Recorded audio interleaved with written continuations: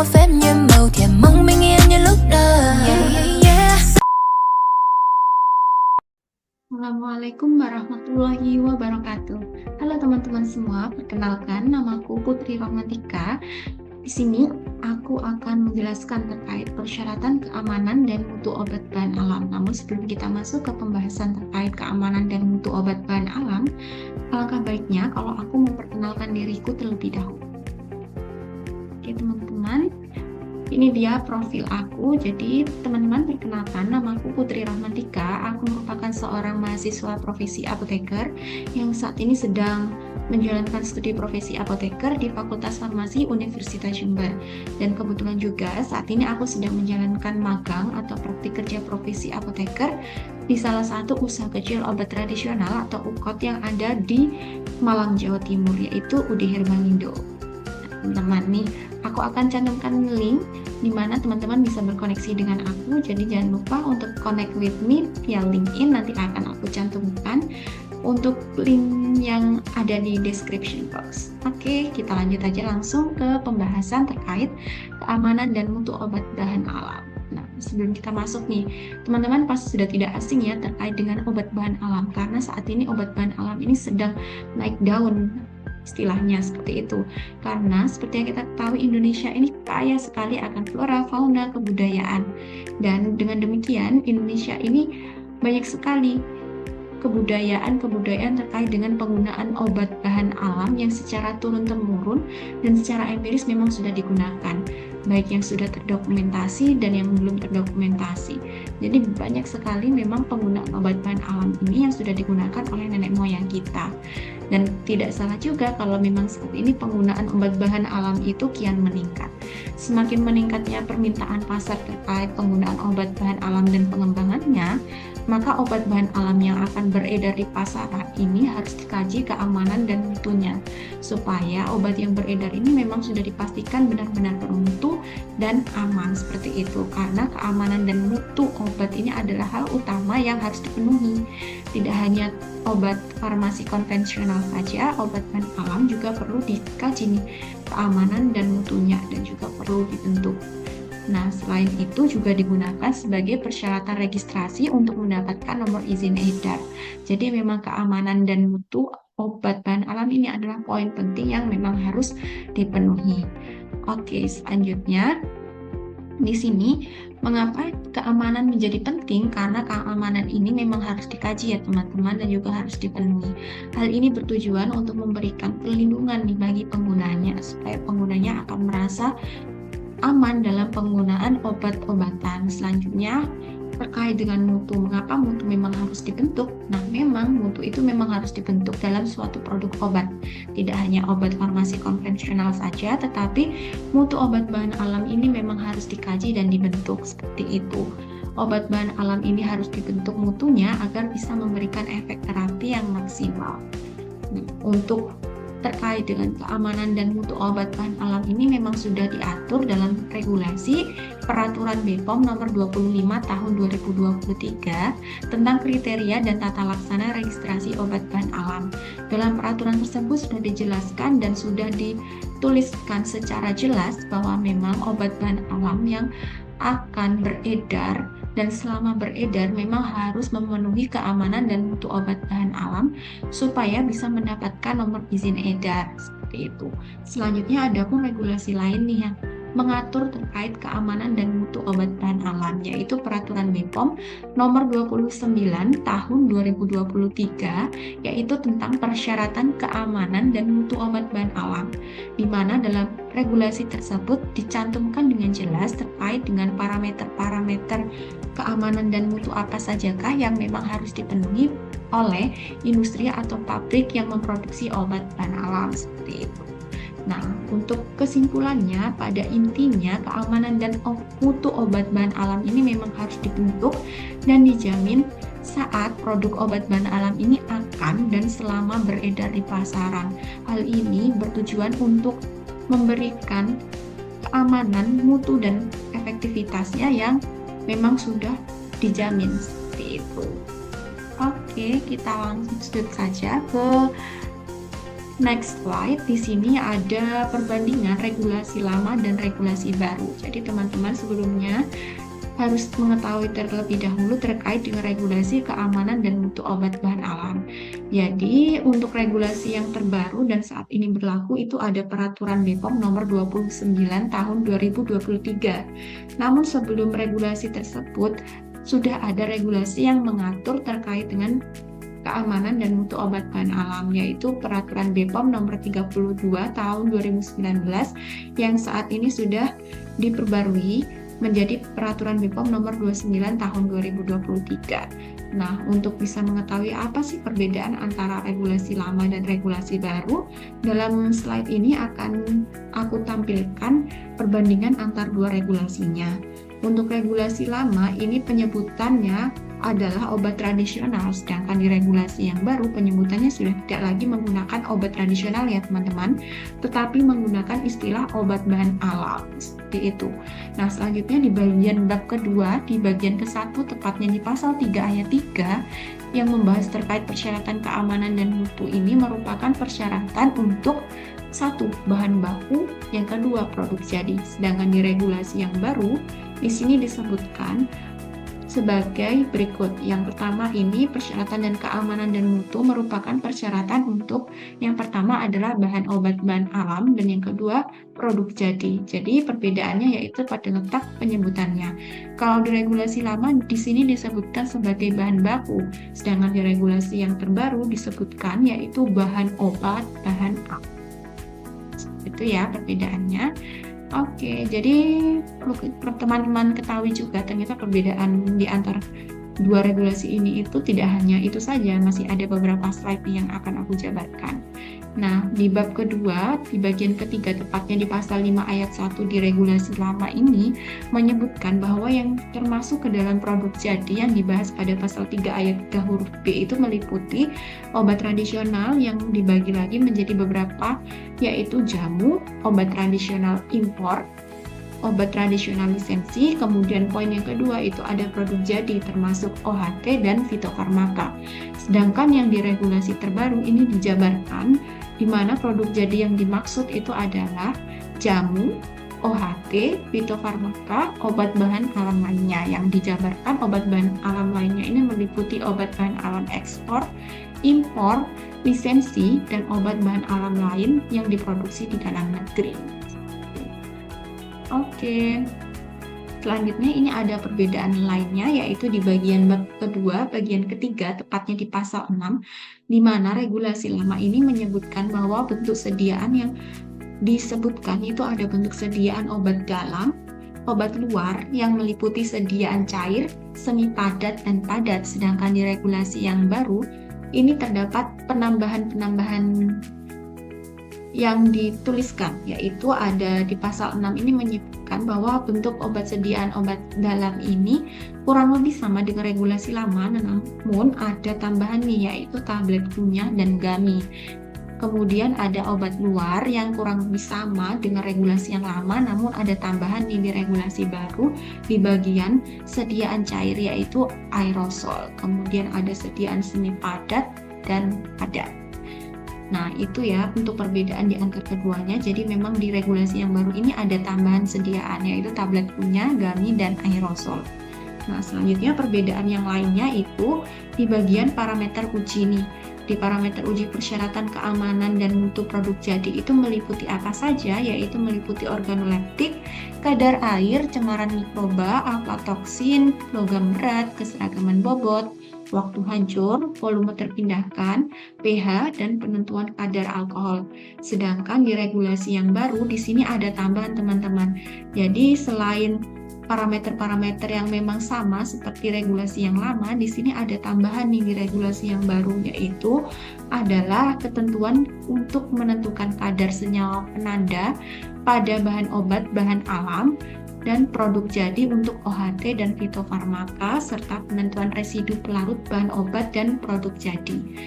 Nah, untuk regulasi yang lama ini tidak disebutkan secara rinci untuk penentuan residu pelarutnya. Sedangkan untuk di regulasi yang baru di sini dijelaskan secara rinci untuk batasan residu pelarut bahan obat dan produk jadi itu ada berapa saja, nanti akan dipaparkan teman-teman. Dan juga di regulasi yang baru ini ada ketentuan untuk melakukan pengukuran kadar senyawa penanda pada bahan obat bahan alam dan produk jadi di OHT dan fitofarmaka. Sedangkan di regulasi yang lama itu tidak ada. Itu ya teman-teman, poin penting yang harus diketahui untuk perbedaannya. Oke, selanjutnya di sini di regulasi yang baru ada nih untuk tambahan di bagian bab 3 pasal 11 yang jabarkan terkait dengan pengujian penjaminan mutu obat bahan alam dengan teknologi nanopartikel dan teknologi iradiasi. Seperti yang teman-teman kita ketahui sendiri juga bahwa karena teknologi dan ilmu pengetahuan ini terus berkembang, dengan demikian maka regulasi juga mengikuti. Karena adanya perkembangan teknologi, saat ini sudah ada obat bahan alam yang memang dikembangkan dengan teknologi nanopartikel dan teknologi iradiasi. Dengan demikian, untuk produk-produk obat bahan alam yang dikembangkan dengan teknologi tersebut, maka harus dilakukan pengujian penjaminan mutu obatnya yang disesuaikan dengan teknologi nanopartikel dan teknologi iradiasinya. Mungkin teman-teman kalau ingin membaca lebih dalam bisa nanti membuka regulasi peraturan BPOM nomor 29 tahun 2023 supaya sama-sama saling memahami ya teman-teman. Oke. Di sini ada perbedaan lainnya untuk peraturan BPOM nomor 32 tahun 2019 atau di regulasi yang lama di bagian bab ketiga. Ini membahas terkait dengan pengajuan permohonan, di mana dituliskan bahwa permohonan ini bisa disampaikan secara tertulis. Sedangkan di regulasi yang baru, permohonannya bisa disampaikan secara elektronik. Jadi akan lebih mudah dan memudahkan kita juga karena bisa dilakukan secara online seperti itu. Oke, selanjutnya di sini ada perbedaan lainnya. Di regulasi yang lama di bagian bab 4 yang mengkaji tentang sanksi administratif, di sini di regulasi yang baru untuk sanksi administrasinya ada beberapa poin tambahan ya teman-teman, jadi lebih ketat nih untuk sanksi administratifnya. Untuk di regulasi yang lama, untuk sanksi administratifnya meliputi peringatan tertulis, penarikan dari peredaran, penghentian sementara untuk kegiatan produksi dan distribusi, kemudian juga pembatalan izin edar. Sedangkan di regulasi yang baru ini ada tambahan-tambahan sanksi administratifnya, yaitu meliputi pemusnahan, pencabutan sertifikat CPOTB atau sertifikat CPOTB bertahap, pengumuman kepada publik, dan juga rekomendasi kepada instansi terkait sebagai tindak lanjut bagaimana hasil pengawasannya. Seperti itu. Oke, selanjutnya di sini nih yang sudah aku katakan sebelumnya bahwa untuk batas residu pelarut ekstraksi untuk di regulasi yang lama ini tidak disebutkan secara detail. Sedangkan di regulasi yang terbaru di sini lebih ketat. Jadi memang sudah dituliskan terkait dengan batas residu pelarut ekstraksi selain airnya itu berapa sebagai berikut. Misal menggunakan pelarut etanol, N-heksana, etil asetat, dan metanol itu sudah ada nih batasannya berapa saja.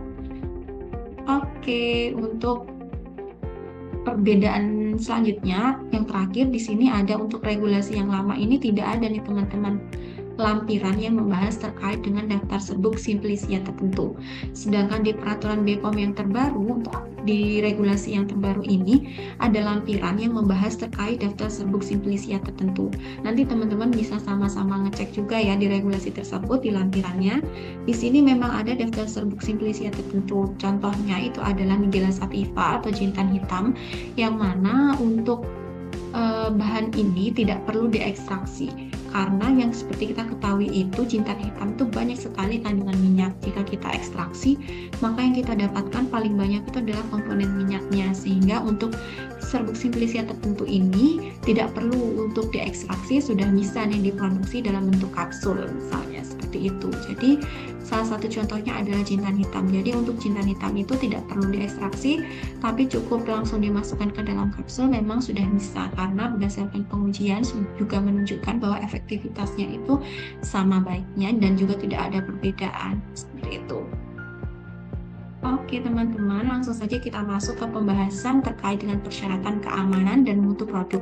Di sini aku telah melaksanakan atau mengerjakan tugasku, yaitu terkait dengan pengembangan produk kapsul jamu. Di sini aku mengembangkan untuk produknya yang disebut dengan Kolespros. Jadi Kolespros ini merupakan produk rancangan formula yang mengandung berbagai simplisia, ekstrak simplisia yang memiliki aktivitas untuk membantu mengurangi lemak darah, seperti itu. Di dalam sediaan kapsul ini mengandung beberapa simplisia ya teman-teman. Di sini ada daun jati Belanda, kemudian ada daun teh, herba meniran, kemudian ada rimpang temulawak dan rimpang kunyit. Nah, kemudian untuk bisa mendapatkan nomor izin edar dan bisa beredar di pasaran, jadi produk ini memang harus dikaji keamanan dan mutunya. Nah, selanjutnya apa sih parameter-parameter yang perlu dipenuhi? Yaitu mencakup organoleptik, kadar air, waktu hancur, keseragaman bobot, cemaran mikroba, aflatoksin total, kemudian cemaran logam berat, batas residu pelarut ekstraksi selain air, serta bahan tambahan. Ini sudah sesuai dengan regulasi Per BPOM nomor 29 tahun 2023 ya. Oke teman-teman, di sini umumnya suatu pabrik atau suatu industri akan mengembangkan spesifikasinya untuk bisa menghasilkan suatu lembar spesifikasi terkait dengan apa saja ketentuan bahan baku atau produk jadi yang diinginkan oleh suatu pihak industri, seperti itu. Di sini aku sudah membuat lembar spesifikasi bahan bakunya. Sebagai contohnya di sini ada lembar spesifikasi untuk ekstrak daun jati Belanda yang telah dirancang oleh pihak industri, seperti itu. Dimana untuk parameternya di sini ada pemerian, kadar air, abu total, abu tidak larut asam, yang mana aku mengacu pada rujukannya adalah Farmakope Herbal Indonesia edisi kedua, seperti itu.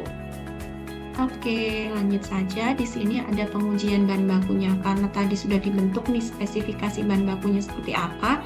Tadi kan ada beberapa parameter, yaitu ada organoleptik, kadar air, kadar abu, dan kadar abu tidak larut asam. Nah, di sini yang pertama aku akan membahas terkait organoleptik. Untuk organoleptik ini bisa diamati dengan lup atau kaca pembesar atau dengan menggunakan indera pengamatan ya, penciuman serta indera perasa. Kemudian untuk kadar air di sini bisa nih jika mengacu pada Farmakope Herbal Indonesia edisi kedua, penentuan kadar air ini bisa dilakukan dengan dua metode, yaitu ada metode azeotropi dan juga gravimetri. Oke, namun teman-teman, aku akan menjelaskan metode gravimetri saja karena metode ini adalah metode yang paling mudah, cepat, dan sederhana untuk dilakukan. Di mana prinsip metode ini adalah menghitung kadar air melalui penyusutannya yang ditandai dengan berat yang konstan setelah dilakukan pemanasan. Dan persyaratannya ini sesuai dengan monografi Farmakope Herbal Indonesia edisi kedua atau lembar spesifikasi bahan baku yang telah dibentuk oleh masing-masing industri. Nah, untuk prosedurnya sendiri di sini yaitu dengan menimbang seksama lebih kurang 10 gram sampel yang dimasukkan ke dalam wadah yang telah ditara, kemudian dikeringkan dengan suhu 105 derajat Celcius selama 5 jam. Selanjutnya kita timbang, di mana pengeringan ini kita lanjutkan dan ditimbang setiap 1 jam hingga beratnya konstan atau perbedaan antar penimbangannya itu tidak lebih dari 0,25%. Nah, dengan prinsip ini nanti kita akan ketahui berapa sih kadar air yang terkandung dalam bahan baku ini. Mengapa kadar air ini penting, teman-teman, yang perlu aku sampaikan? Jadi kadar air ini memang perlu dikaji terkait dengan kandungan air dalam simplisia tersebut. Jadi jika kadar airnya tinggi, maka akan menyebabkan simplisia tersebut tidak akan lama dalam masa simpannya, karena kandungan air yang tinggi ini dapat memicu pertumbuhan mikroba yang dapat merusak simplisia tersebut atau merusak seluruh komponen bahan bakunya, seperti itu. Maka dari itu kadar air memang perlu dikaji dan diuji, seperti itu. Oke, selanjutnya di sini ada abu total dan abu tidak larut asam. Jadi untuk abu total ini prinsipnya itu dilakukan pemijaran dan dihitung kadar abu totalnya itu terhadap berat bahan ujinya. Sama juga dengan abu tidak larut asam, hanya saja untuk abu tidak larut asam ini sampelnya dilarutkan di dalam larutan asam klorida encer dan kemudian nanti akan dihitung terhadap berat bahan ujinya, seperti itu. Nah, di sini ada pembahasan lebih detailnya terkait dengan kadar abu total, di mana kadar abu total ini penting juga untuk dikaji dan diuji ya teman-teman, karena kadar abu total ini dilakukan bertujuan untuk mengetahui kandungan anorganik atau mineral dalam bahan baku kita. Yang persyaratannya ini sesuai dengan monografi pada Farmakope Herbal Indonesia atau sesuai dengan lembar spesifikasi bahan baku yang dibentuk oleh masing-masing industri. Untuk prosedurnya sendiri, di sini yang pertama kita timbang 2-3 gram bahan uji yang telah dihaluskan, yang dimasukkan ke dalam kursi-likat yang telah dipijar dan ditarak. Kemudian kita pijarkan perlahan-lahan hingga arangnya habis, kemudian kita dinginkan dan kita timbang. Selanjutnya kita lakukan perhitungan kadar abu total dengan membandingkannya terhadap berat bahan uji yang dinyatakan dalam persen berat berberat. Untuk rumus perhitungannya sendiri yaitu kita lakukan pembagian antara berat sisa pijar dengan berat bahan uji awal, kemudian kita kalikan 100%. Dengan demikian kita akan dapatkan data persen kadar abu totalnya. Oke, selanjutnya di sini ada kadar abu tidak larut asam, di mana prinsipnya seperti yang sudah aku katakan sebelumnya. Untuk tujuan pengujian dari kadar abu tidak larut asam ini adalah untuk mengetahui kandungan bahan pengotor dari eksternal, misalnya pasir atau tanah. Karena seperti yang kita ketahui sendiri, karena bahan alam ini atau khususnya tanaman di sini banyak sekali berkaitan dengan tanah atau pasir karena dia tumbuh ya di media pasir atau tanah. Dengan demikian untuk mengkaji kandungan bahan pengotornya kita lakukan pengujian kadar abu tidak larut asam, di mana persyaratannya ini sesuai dengan monografi dari Farmakope Herbal atau lembar spesifikasi bahan baku yang telah dibentuk oleh masing-masing industri. Untuk prosedurnya, yang pertama kita didihkan abu yang kita peroleh dari penetapan kadar abu total tadi dengan 25 ml asam klorida encer selama 5 menit ya teman-teman. Selanjutnya kita kumpulkan bagian yang tidak larut asam ini dan disaring dengan kertas saring. Selanjutnya dicuci dengan air panas, kemudian kita pijarkan di dalam krus hingga bobotnya itu tetap pada suhu 800 derajat Celcius. Selanjutnya kita timbang, nanti kita akan hitung kadar abu tidak larut asamnya dengan cara kita membagi berat sisa pijarnya terhadap berat bahan uji awal, kemudian dikalikan 100%. Nanti kita akan peroleh berapa persen kadar abu tidak larut asamnya dan kita tentukan apakah masuk ke dalam rentang persyaratan atau tidak. Oke, selanjutnya di sini kita langsung masuk ke spesifikasi produk kapsul. Jadi kita membentuk spesifikasi ini tidak hanya untuk bahan baku saja, melainkan kita juga membentuk spesifikasi untuk produk kapsul, bahan pengemas, dan lain-lain. Di sini spesifikasi produk kapsul ini mencakup spesifikasi atau ketentuan bahan produk jadi yang dibentuk oleh masing-masing industri yang didasarkan pada regulasi peraturan BPOM nomor 29 tahun 2023. Di sini ada beberapa parameter untuk spesifikasinya, ada pemberian, kemudian pemberian kapsul, kemudian pemberian serbuk, identifikasi, kemudian berat kapsul dan isinya berapa, kemudian juga ada keseragaman bobot, kemudian bobot isi dan kemasan, waktu hancur, aflatoksin, cemaran logam berat, kemudian pemeriksaan mikrobiologinya juga. Itu ya teman-teman, memang sudah diatur dalam lembar spesifikasi yang juga berpegang teguh pada regulasi peraturan BPOM nomor 29 tahun 2023 dan rujukan lainnya.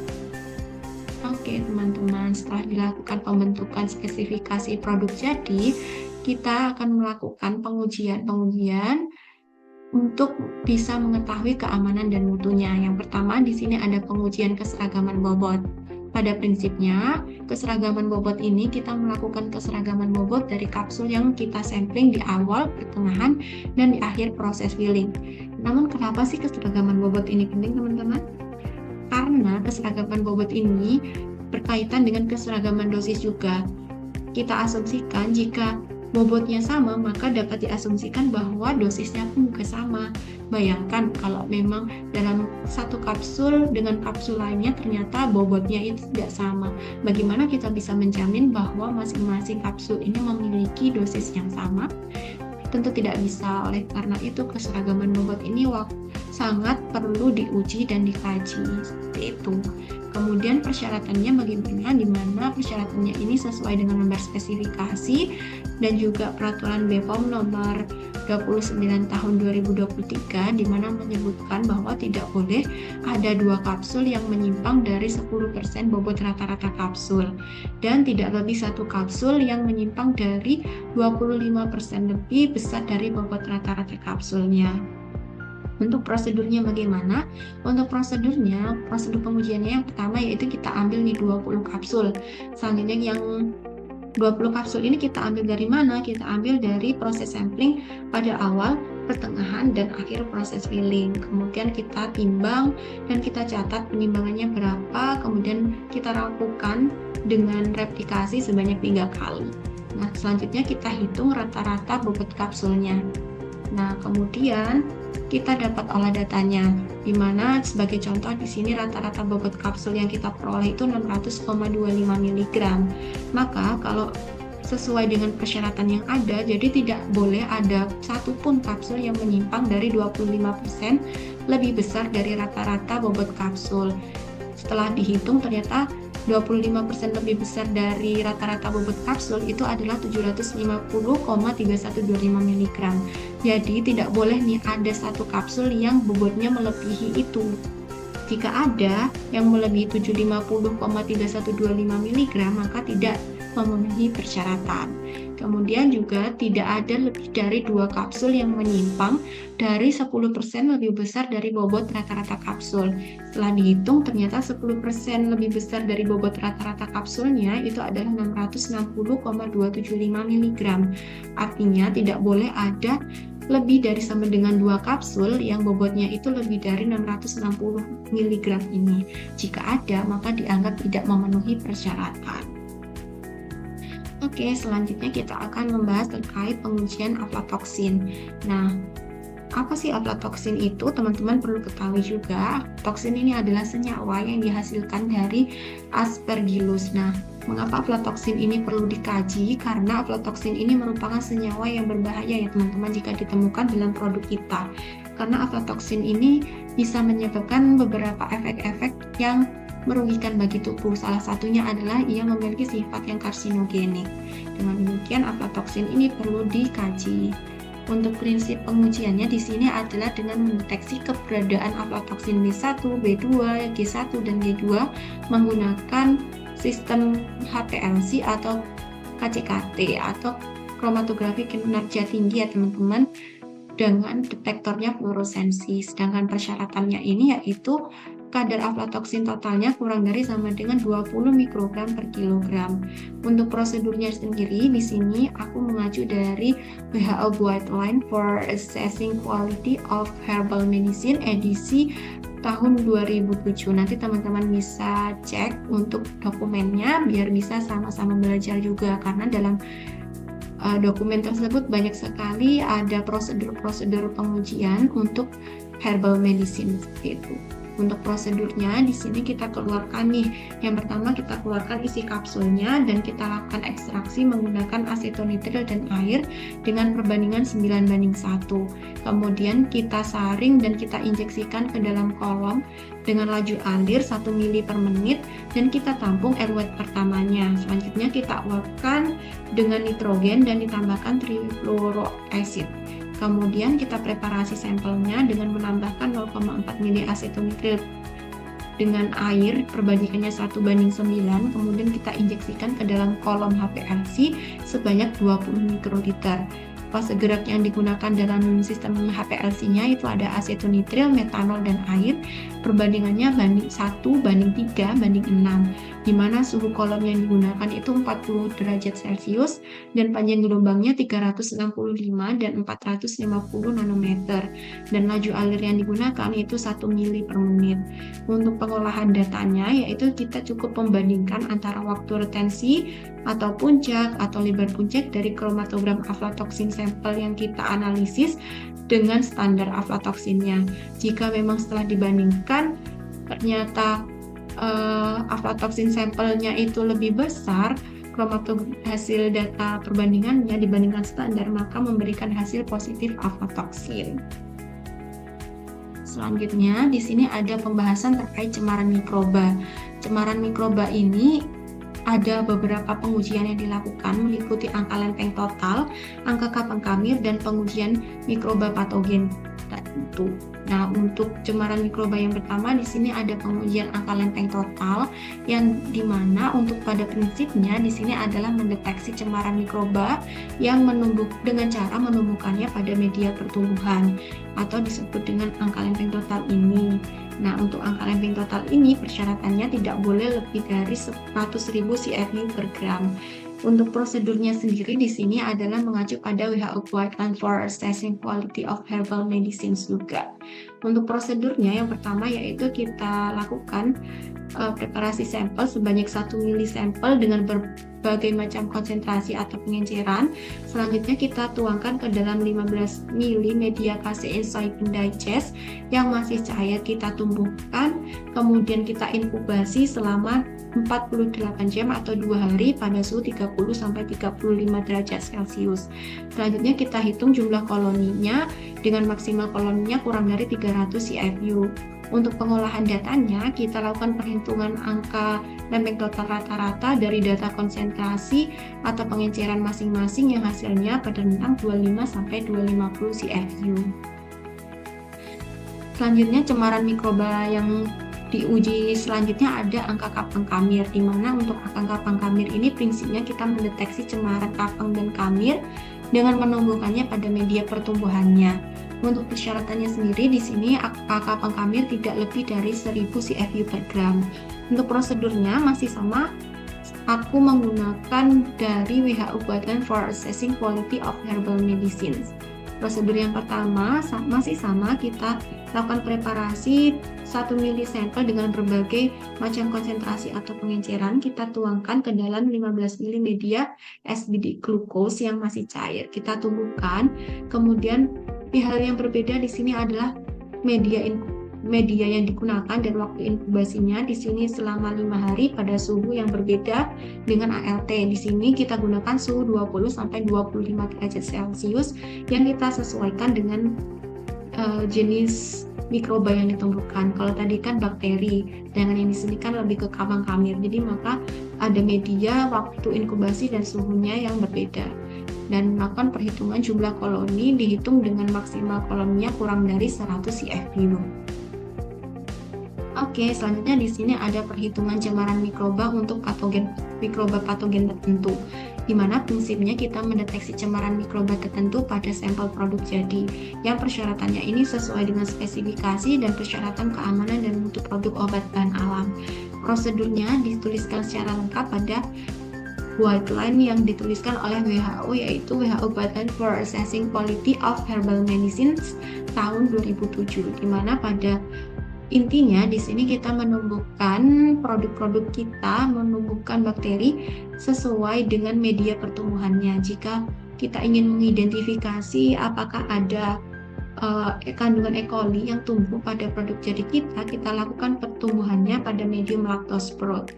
Jika kita ingin identifikasi Pseudomonas aeruginosa, maka kita tumbuhkan pada medium soybean casein digest, medium, dan lainnya seperti itu. Di sini Salmonella kita tumbuhkan di lactosprout, kemudian Clostridium kita tumbuhkan di medium cooked meat, kemudian kalau Staphylococcus aureus kita tumbuhkan di media soybean casein digest. Oke, selanjutnya di sini ada cemaran logam berat yang memang juga perlu kita kaji.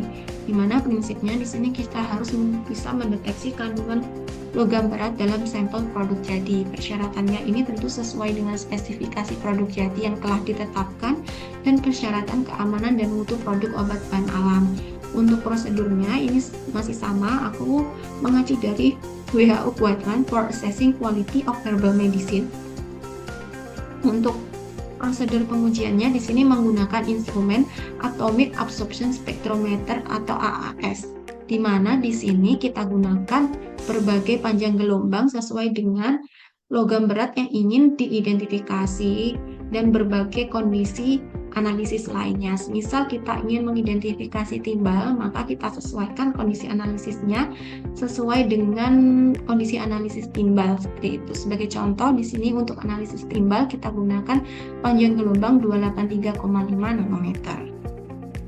Selanjutnya di sini ada pengujian waktu hancur, di mana waktu hancur ini perlu kita kaji dan kita uji, karena ini berkaitan untuk mengetahui berapa lama sediaan kita bisa larut atau hancur di dalam media cairan di dalam tubuh kita.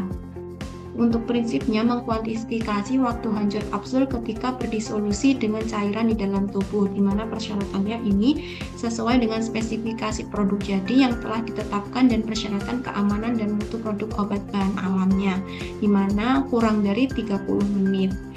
Untuk prosedurnya di sini mengacu pada Farmakope Indonesia edisi 6 tahun 2020. Untuk pengujiannya menggunakan alat disintegration tester, di mana pada alat tersebut terdapat beberapa lubang di dalam tabungnya, di mana masing-masing lubang dapat diisi satu kapsul. Lubangnya ada 6, jadi masing-masing lubang kita isi satu kapsul, sehingga ada 6 kapsul yang langsung diuji. Kemudian kita jalankan alatnya selama 15-30 menit pada media yang digunakan itu air dengan suhu 37 derajat Celcius. Kemudian setelah pada waktu yang telah ditentukan tadi, kita angkat keranjangnya, kemudian kita amati. Jika tidak ada kapsul yang tidak hancur, maka jika tidak ada 1-2 kapsul yang tidak hancur sempurna, maka kita ulangi dengan 12 kapsul.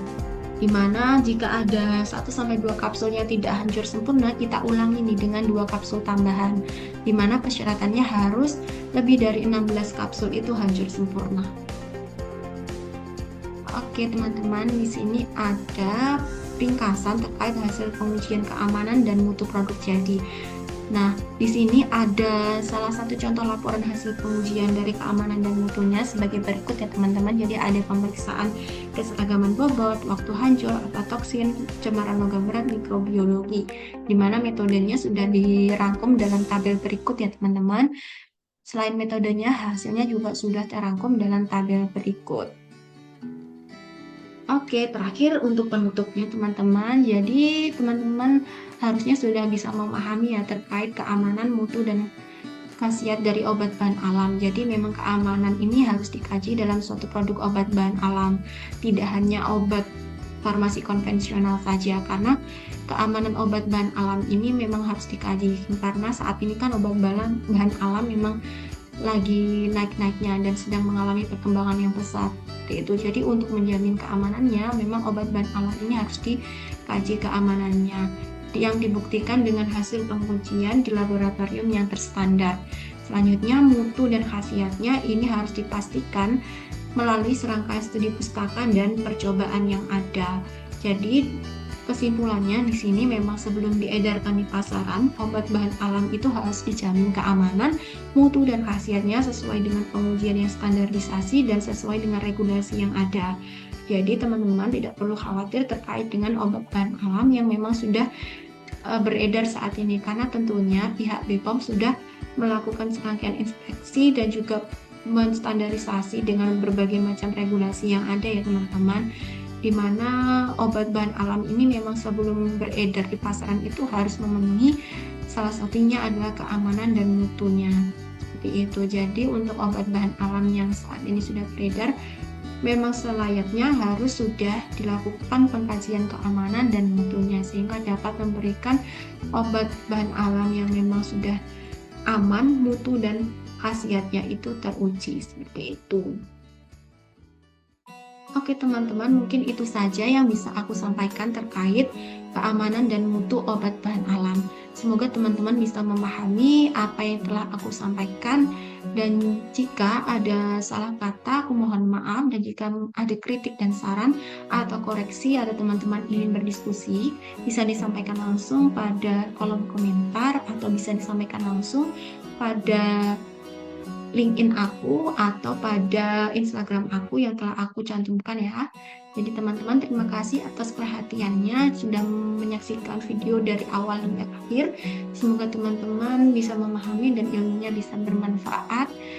Mungkin itu saja yang bisa aku sampaikan. Assalamualaikum warahmatullahi wabarakatuh.